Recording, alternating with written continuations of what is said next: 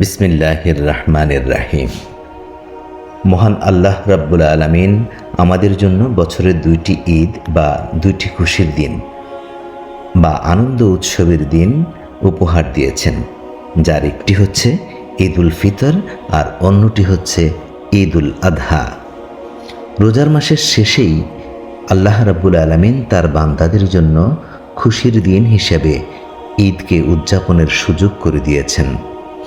এই ঈদকেই বলা হয় ঈদ উল ফিতর, অর্থাৎ ফিতরা দিয়ে গরিবদের মাঝে খুশির আমেজ তৈরি করার যেই ঈদ, সেই ঈদকেই বলা হয় ঈদ উল ফিতর।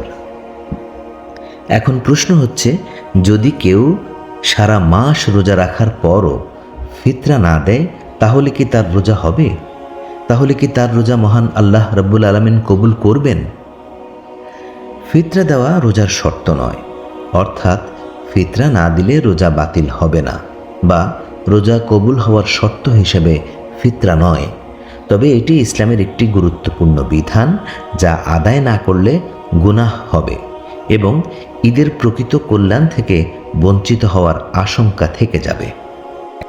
এক কথায়, ফিতরা রোজার শর্ত নয়, তাই ফিতরা না দিলেও রোজা হবে। তবে ফিতরা আদায় করা ওয়াজিব, না দিলে গুনাহ হবে। এটি রোজার শুদ্ধির জন্য এবং দরিদ্রদের সাহায্যের জন্য অত্যন্ত গুরুত্বপূর্ণ। ঈদের নামাজের আগেই এই ফিতরা আদায় করা উত্তম। রসুল সাল্লাল্লাহু আলাইহি ওয়াসাল্লামের হাদিসে দেখা যাচ্ছে, রাসূলুল্লাহ সাল্লাল্লাহু আলাইহি ওয়াসাল্লাম ফিতরার জাকাতকে ফরজ করেছেন, যেন এটি রোজাদারের জন্য অশুদ্ধ কথা ও কাজের পরিশুদ্ধি হিসেবে কাজ করে এবং দরিদ্রদের জন্য খাবারের ব্যবস্থা হয়। এই হাদিসটি সুনানে আবু দাউদ 1609 এবং ইবনে মাজা এর 1827 নম্বরে বর্ণিত হয়েছে।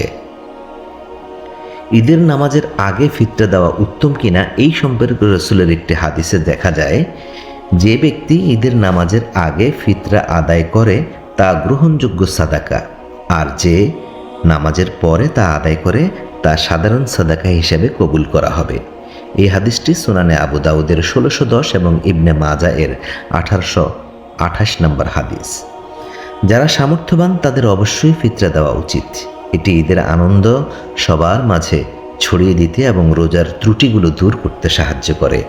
কিন্তু রোজার শর্ত হিসেবে, রোজা কবুলের শর্ত হিসেবে এই ফিতরাকে কখনোই গ্রহণযোগ্য হিসেবে নেওয়া হয় না। আল্লাহ তাআলা আমাদের সকলের রোজা কবুল করুন এবং রোজার পুরস্কার যেন আল্লাহ রাব্বুল আলামিন তার হাতে সরাসরি আমাদেরকে দেন, সেই তৌফিক আমাদেরকে দান করুন। আমিন।